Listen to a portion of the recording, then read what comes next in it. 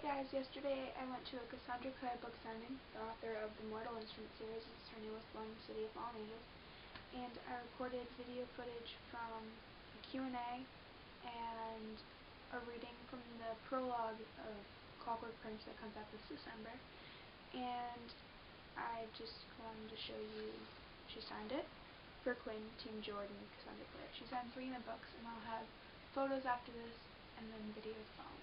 So I hope you guys enjoy. Bye.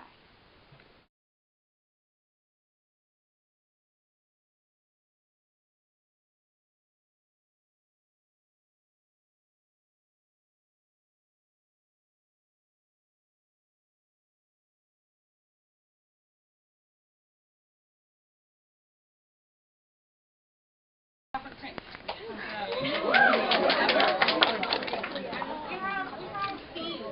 Right. We do have also giveaways downstairs that have the first chapter of Clockwork Prince and the first chapter of Blackheart in them. So pick them up when you come down to get your book signed. And there's also postcards and gloves and all other fun things. So can you hear me okay? Okay. So this is a prologue. It's called The Outcast Dead. The fog was thick, muffling sound and sight. Where it parted, Will Herondale could see the street rising ahead of him, slick and wet and black with rain, and hear the voices of the dead.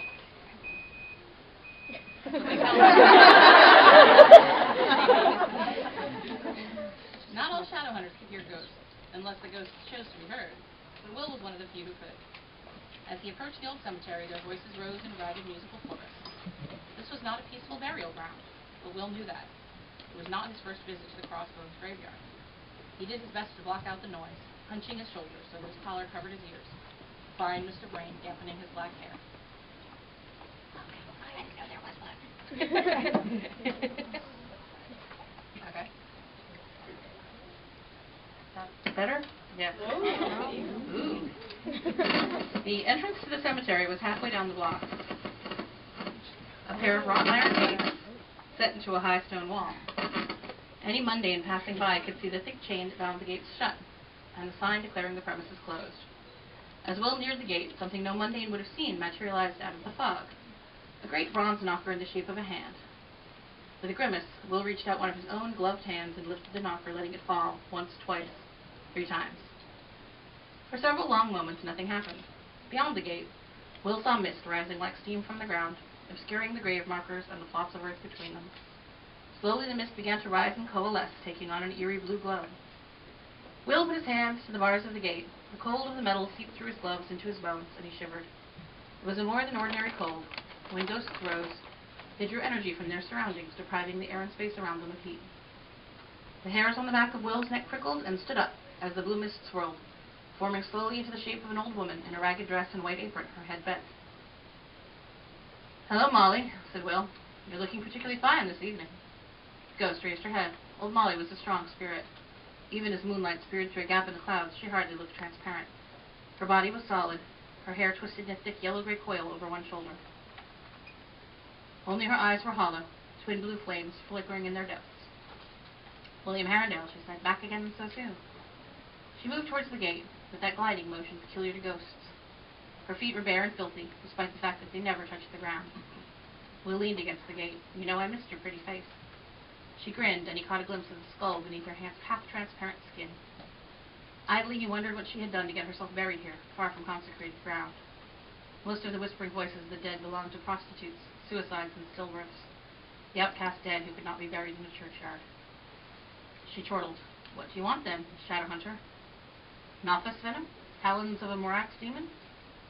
"No," Will said. "That's not what I need. I need 4-eyed demon powders ground very fine." Old Molly seemed to flicker as Will spoke, like the flame of a candle in an open window. She shook her head. Will exhaled, his breath turning to mist.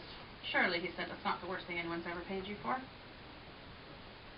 It was always like this, she argued, and then she gave in eventually.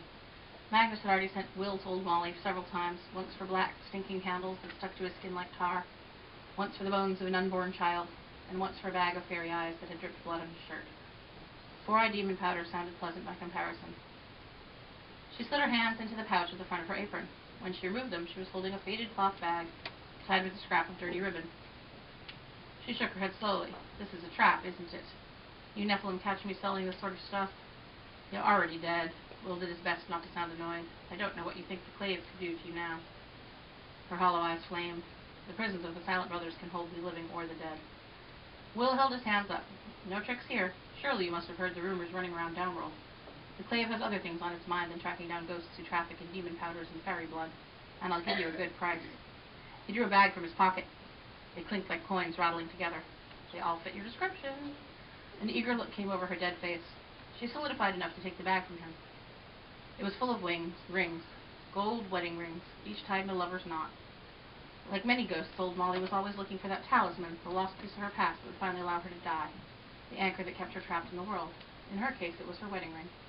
It was common belief, Magnus had said to Will, that the ring was long gone, buried under the silty bed of the Thames, but in the meantime she'd take any bag of found rings on the hope one would turn out to be hers. So far, it hadn't happened. She dropped the rings back in the bag and handed him a folded sachet of powder in return. He slipped it into his pocket just as she began to shimmer and fade.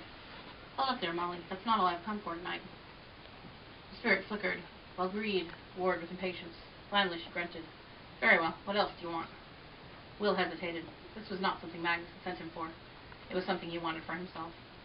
Love potions? Old Molly screeched with laughter. Love potions? For Will Herondale?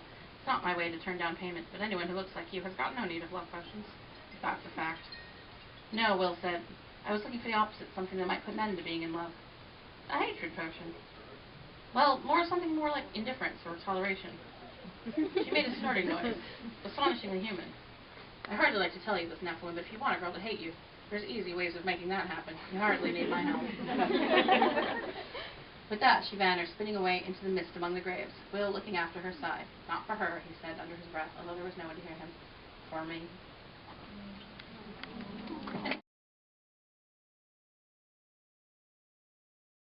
For the first person with a question. All right. Okay. If you were teens, what book do you wish was published? Wait, what? Okay. Okay. What young adult book do you wish was published when you were growing up? Harry Potter. You need a different answer. You know what? I wish I had read Francesca Leiblock's Weekly Bat, which I think was just a little bit. Wasn't it published? I think it was a little bit older than me, like a little bit beyond me, and I never read it. And I think I just would think it would have blown my mind. It would have been great. Okay, I will record. Okay, we got it. Thank you. All right, so that was supposed to be motivating. So now you just have to ask questions under your own steam.